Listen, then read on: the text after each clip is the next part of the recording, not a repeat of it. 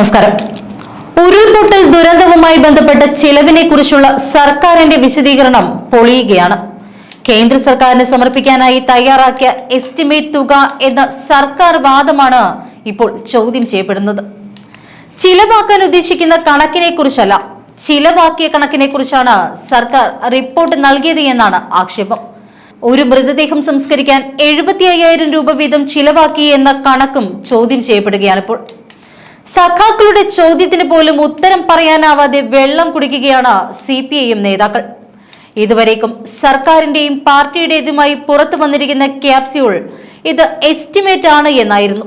എന്നാൽ ഈ എസ്റ്റിമേറ്റിന്റെ വിശ്വാസ്യത പാർട്ടിക്കാരെ പോലും ബോധ്യപ്പെടുത്താനാവുന്നില്ല CPM സഖാക്കൾക്ക്. സർക്കാർ പുറത്തുവിട്ടിരിക്കുന്നത് ഞെട്ടിക്കുന്ന കണക്കുകൾ തന്നെയാണ്. ഒരു മൃതദേഹം സംസ്കരിക്കുന്നതിന് 75,000 രൂപ. അങ്ങനെ 359 മൃതദേഹങ്ങൾക്കായി 2,77,00,000 രൂപ. ഏറ്റവും അധികം ചർച്ചയായിരിക്കുന്നതും ഈ വിഷയം തന്നെയാണ്. മൃതദേഹങ്ങൾ സംസ്കരിക്കുന്നതിന് ഒരു ചിലവില്ലാതിരിക്കെയാണ് ഈ കണക്ക് അവതരണം. സംസ്കാരം സന്നദ്ധ സംഘടനകൾ സ്വന്തമായി ചെയ്യുന്ന സാഹചര്യവും 10,000 രൂപ വീതം മരിച്ചവരുടെ കുടുംബത്തിന് നഷ്ടപരിഹാരം നൽകുന്ന സാഹചര്യവും നിലനിൽക്കുകയാണിത്. 10,000 രൂപ വേറെ കണക്കിനത്തിലും പെടുത്തിയിരിക്കുന്നു. ഒരു മൃതദേഹത്തിന് 75,000 രൂപ എന്നത് എസ്റ്റിമേറ്റ് ആണ് എങ്കിലും പ്രപ്പോസൽ ആണ് എങ്കിലും ഇത് തട്ടിപ്പാണ് എന്ന് കണ്ണടച്ച് തന്നെ നമുക്ക് പറയാൻ കഴിയും. സംഘടനകളും വ്യക്തികളും എത്തിച്ചു കൊടുത്ത വസ്ത്രങ്ങൾ അധികമായി കിടക്കുമ്പോഴാണ് വസ്ത്ര വിതരണത്തിന് 11 കോടി ചിലവായി എന്ന് സർക്കാർ പറയുന്നത്. ആരോഗ്യത്തിന് 8 കോടി, ഭക്ഷണത്തിന് 8 കോടി, ജനറേറ്ററിന് 7 കോടി, രക്ഷാസേനയ്ക്കും വോളണ്ടിയേഴ്സിനും ഭക്ഷണം കൊടുക്കാനായി 10 കോടി, താമസ സൗകര്യത്തിന് 15 കോടി, യാത്രാ ചിലവ് 4 കോടി, ടോർച്ചും മഴക്കോട്ടും കുടയും വാങ്ങാൻ 2,91,00,000, പരിചരണം നടത്താൻ 2,02,00,000. നാട്ടുകാർ സൗജന്യമായി നൽകിയ കാര്യങ്ങളിൽ 1 രൂപ പോലും സർക്കാരിന് മുടക്കില്ല എന്നിരിക്കെയാണ് ഇത്തരത്തിലൊരു കള്ളക്കണക്കുമായി രംഗത്ത് വന്നിരിക്കുന്നത്. കഴിഞ്ഞുപോയ ഇത്തരം ചിലവുകളുടെ പേരിലാണ് ഇത്രയും വലിയ കോടികളുടെ എസ്റ്റിമേറ്റ് അഥവാ പ്രപ്പോസൽ നൽകിയത് എന്നതാണ് വിരോധാഭാസം. എല്ലാ വീടുകളിലും സൗജന്യമായി വെച്ചു കൊടുക്കാമെന്ന് നിരവധി വ്യവസായികളും സന്നദ്ധ സംഘടനകളും നാട്ടുകാരും വാഗ്ദാനം ചെയ്തിരിക്കെ വീണ്ടും കേന്ദ്ര സർക്കാരിന് ഇങ്ങനെയൊരു കണക്ക് കൊടുത്തത് എന്തിന് എന്ന ചോദ്യമാണ് ഉയർന്നു വരുന്നത്. കേന്ദ്ര സഹായം കിട്ടാതിരിക്കാനോ എന്ന സംശയം തോന്നിക്കും വിധം തന്നെയാണ് കണക്കുകൾ. സർക്കാർ സമർപ്പിച്ച രേഖകൾ പ്രപ്പോസലാണ് എന്ന വാദം കൂടി പൊളിയുന്ന തരത്തിലാണ് ഈ കണക്കുകളുടെ കള്ളക്കളി. നിസാൻ കമ്പനിയിൽ ഉന്നത പദവി വഹിച്ചിരുന്ന ടോണി തോമസ് ഈ പരസ്പര വിരുദ്ധമായ കണക്കുകൾ വിലയിരുത്തുന്നത് ഇങ്ങനെയാണ്. വയനാട് ദുരിതാശ്വാസ കണക്കാണല്ലോ ഇന്നത്തെ വിഷയം. വിഷയത്തിന്റെ ആധാരമായ റിപ്പോർട്ടിൽ പേജ് 18 മുതൽ 21 വരെയുള്ള ഭാഗത്ത് എസ്റ്റിമേറ്റ് ആണ്. 25-26 പേജുകളിൽ STRF മാനദണ്ഡവും അതിനോടൊപ്പം ആക്ച്വൽ ലോസ് തുകയും കൊടുത്തിട്ടുണ്ട്.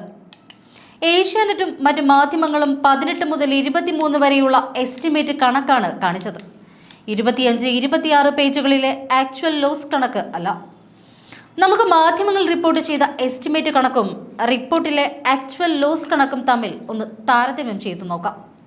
പേജ് 20 എസ്റ്റിമേറ്റിൽ ഡിസ്പോസൽ ഓഫ് ഡെഡ് ബോഡീസ് എന്ന കണക്കിൽ 359 കൗണ്ടായും 75,000 രൂപ ഒരെണ്ണത്തിന് വെച്ച് 359 എണ്ണത്തിന് 2,76,70,500 എന്നും കാണിച്ചിട്ടുണ്ട്.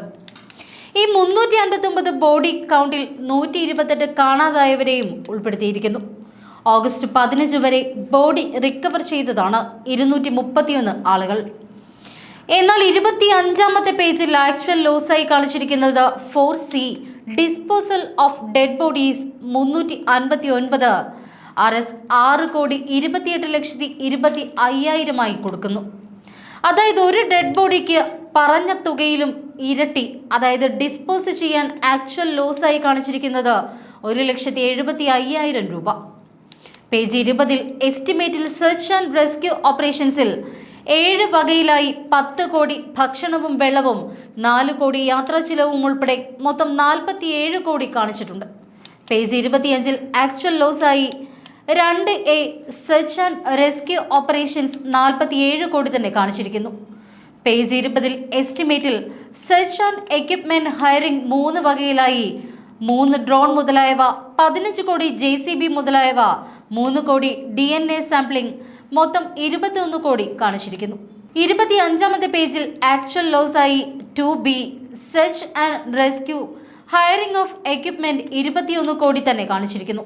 പേജ് 21-ൽ എസ്റ്റിമേറ്റിൽ 226 പശുക്കൾ പോയതനുസരിച്ച് ഒരു പശുവിന് ഏകദേശം 37,000 രൂപ വെച്ച് ഒരു കർഷകന് 3 വരെ പശു എന്ന നിലയ്ക്ക് മൊത്തം 84,37,500 എന്ന് കാണിച്ചിട്ടുണ്ട്.